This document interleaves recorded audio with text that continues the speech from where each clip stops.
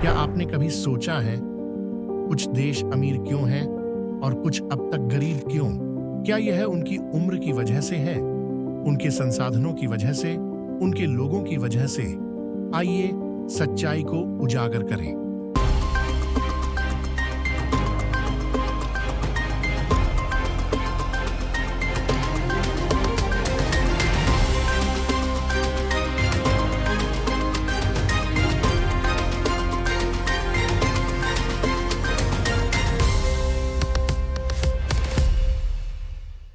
भारत और मिस्र 2000 साल से भी पुराने देश आज भी गरीबी से जूझ रहे हैं। लेकिन कनाडा, ऑस्ट्रेलिया, न्यूजीलैंड, जो सिर्फ 150 साल पुराने हैं, अब समृद्ध, विकसित और स्थिर है। स्पष्टतः किसी देश की आयु उसकी संपदा को परिभाषित नहीं करती।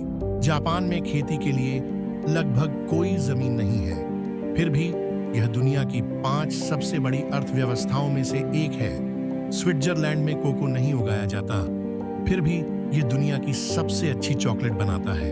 सुरक्षा की छवि रखने वाला छोटा सा देश स्विट्जरलैंड विश्व का सबसे मजबूत देश बन गया है। संसाधन मदद करते हैं, लेकिन वे निर्णायक कारक नहीं हैं। एक गरीब देश का व्यक्ति जब अमीर देश में जाता है तो वो मेहनती बन जाता है। व्यक्ति वही है, फर्क है माहौल और व्यवस्था का। तो फिर वास्तव में अंतर क्या है? असल फर्क है सोच और संस्कार का, जो पीढ़ियों से बनते हैं। अमीर देशों में लोग कुछ बुनियादी सिद्धांतों का स्वाभाविक रूप से पालन करते हैं। आइए जानते हैं वो मूल सिद्धांत। नैतिकता, ईमानदारी, जिम्मेदारी, कानून का पालन, समय का सम्मान, काम के प्रति लगाव, बचत की आदत, उत्पादक बनने की इच्छा। ये सिर्फ शब्द नहीं है, ये आदतें हैं, और आदतें व्यवस्थाएं बनाती हैं, और व्यवस्थाएं राष्ट्र बनाती हैं। हम इसलिए गरीब नहीं हैं कि हमारे पास साधन नहीं है। हम गरीब हैं क्योंकि हमने चलता है, सोच को अपना लिया है। हम नियमों को तोड़ते हैं, भ्रष्टाचार सहते हैं और औसत को मंजूरी देते हैं।